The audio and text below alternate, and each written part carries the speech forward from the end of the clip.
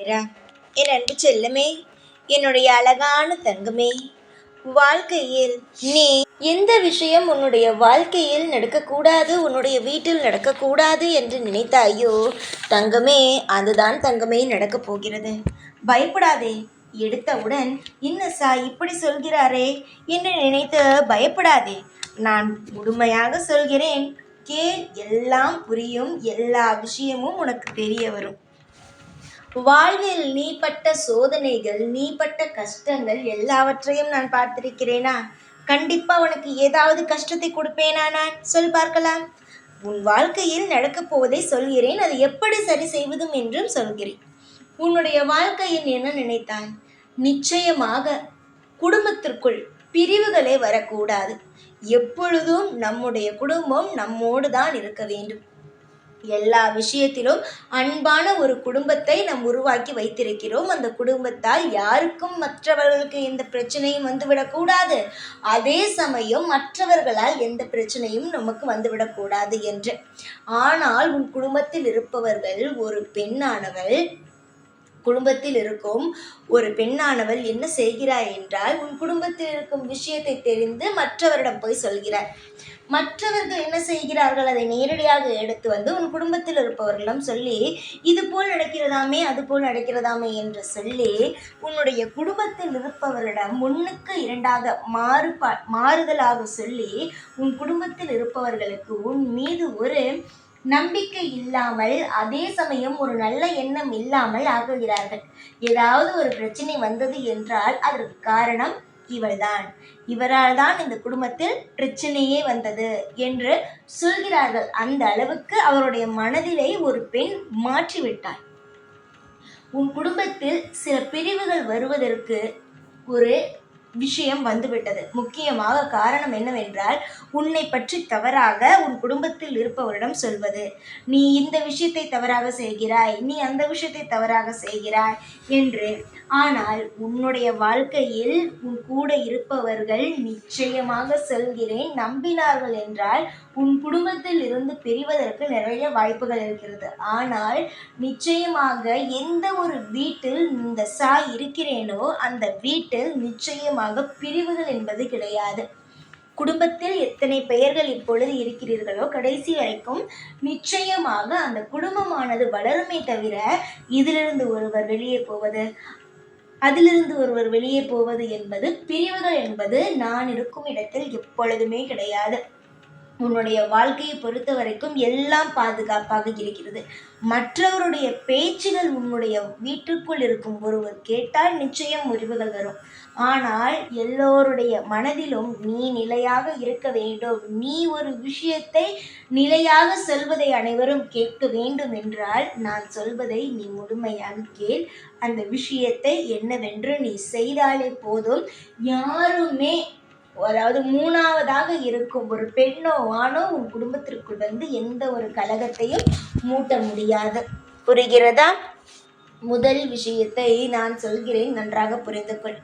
யாரும் உன்னுடைய மற்றவருடைய பேச்சுகளை உன் வீட்டில் இருப்பவர்கள் கேட்கக்கூடாது. கேட்டார்கள் ஆனால் நிச்சயமாக மனதில் குழப்பங்கள் வரும், பிரிவுகள் வரும். இவர்கள் கேட்காமல் இருப்பதற்கு ஒரு விஷயத்தை நீ செய்தால் நிச்சயமாக யார் என்ன சொன்னாலும் கண்டிப்பாக யாருமே உன்னை நம்புவார்களே தவிர மற்றவர்கள் கண்டிப்பாக யாருமே பிரிய மாட்டார்கள்.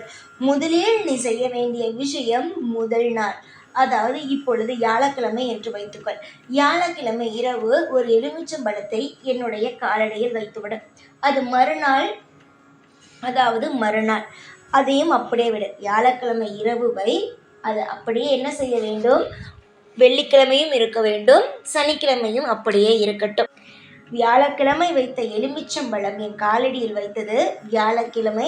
நீ எத்தனை மணிக்கு வேண்டுமானாலும் வைத்துக்கொள். ஒன்று காலையில் வைப்பாயோ இல்லை இரவு வைப்பாயோ, எனக்கு எப்பொழுது பூஜை செய்கிறாயோ அப்பொழுது என்னுடைய காலடியில் ஒரு எலுமிச்சம்பழத்தை வைத்துவிட்டு அதுவே வியாழக்கிழமை முழுவதும் இருக்கட்டும், வெள்ளிக்கிழமை முழுவதும் இருக்கட்டும், சனிக்கிழமை முழுவதும் என்னுடைய பாதத்திலேயே இருக்கட்டும்.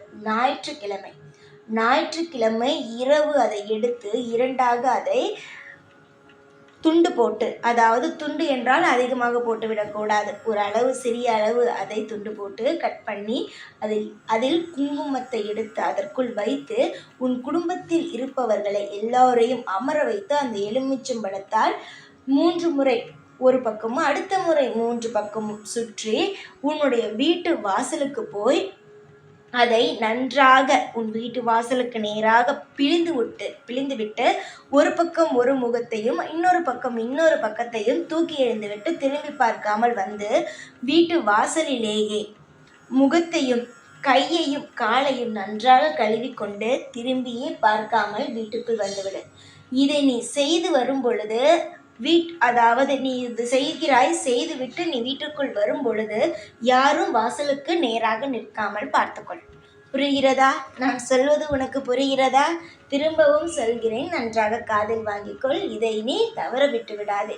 ஏனென்றால் இது எதற்காக செய்ய சொல்கிறேன் என்றால், உன்னுடைய குடும்பம் எப்பொழுதும் ஒற்றுமையாக இருக்க வேண்டும். யாருடைய பேச்சையும் கேட்டு எந்த பிரிவுகளும் வராமல் எப்பொழுதும் பாதுகாப்பாகவும் ஒற்றுமையாகவும் இருக்க வேண்டும் என்பதற்காக இதை செய்ய சொல்கிறேன். திரும்பவும் சொல்லவா? வியாழக்கிழமை நீ பூஜை எப்பொழுது செய்கிறாயோ அப்பொழுது என்னுடைய காலில் ஒரு எலுமிச்சம்பழத்தை வை. அது வெள்ளியும் இருக்கட்டும், சனிக்கிழமையும் அப்படியே இருக்கட்டும், ஞாயிற்றுக்கிழமை இரவு, அதாவது 8 மணிக்கு மேல் என்று வைத்துக்கொள். அதை நீ என்ன செய்ய வேண்டும் என்றால், என்னிடம் எடுத்து என்னுடைய பாதத்திலிருந்து எடுத்து அதை சமமாக ஒரு சிறிய அளவு மட்டும் கட் செய்து அதற்கு நடுவே குங்குமத்தை எடுத்து வைத்து உன் குடும்பத்தில் இருக்கும் அனைவரையும் உட்கார வைத்து நன்றாக இந்த பக்கம் 3 முறை அந்த பக்கம் 3 முறை என்று சுற்றி வாசலுக்கு போய் நன்றாக வாசலுக்கு நேராக பிழிந்துவிட்டு ஒரு எலுமிச்சம்பழத்துடைய கன்னத்தை ஒரு பக்கமும் இன்னொரு பக்கமும் தூக்கி எறிந்து விட்டு வீட்டுக்குள் வரும் பொழுது முகத்தையும் கை காலையும் கழுவி விட்டு வா. நீ வரும் பொழுது உன்னுடைய வீட்டு வாசலுக்கு நேராக, அதாவது வீட்டுக்குள் வரும்பொழுது யாரும் இல்லாமல் பார்த்துக்கொள். புரிகிறதா? இதை நீ செய்து வா. நிச்சயமாக இந்த வாரம் நீ இதை செய்து வா. நிச்சயமாக உனக்கு ஒரு மாற்றம் கிடைக்கும். அது மட்டும் அல்லாமல் நீ நினைக்கிறாய் பத்தியா ஏதாவது தவறு நடக்குமோ என்று, அந்த மாதிரியான ஒரு துளி கூட எந்த ஒரு கஷ்டமும் வாழ்க்கையில் நடக்காமல் நான் பார்த்து கொள்வேன். உன்னோடு இருப்பதினால்தான் இந்த ஒரு விஷயம் உன் காதுக்கு வந்து சேர்ந்தது. சூட்சமமான வழிகள் நிச்சயமாக உன்னுடைய வாழ்க்கையை காப்பாற்றும். நல்லது நடக்கும், சகல ஐஸ்வர்யங்களும் கிடைக்கும். எப்படிப்பட்டாவது உன்னுடைய வாழ்க்கையை நான் இந்த சாய் காப்பாற்றுவேனே தவிர ஒரு நாளும் உன்னை தவிக்க விட்டு போக மாட்டேன். நம்பிக்கையோடு இருங்கள். எல்லாமே நல்லது நடக்கட்டும். எப்பொழுதும் உன் கூட இருந்து உன்னுடைய குடும்பத்தில் இருக்கும் ஒவ்வொருவரையும் நிம்மதியாக வாழ வைப்பேனே தவிர நிச்சயமாக உன்னுடைய வாழ்க்கையில் உன்னை தவிக்க விட மாட்டேன். சந்தோஷமாக இருங்கள். ஓம் சாய்ராம்.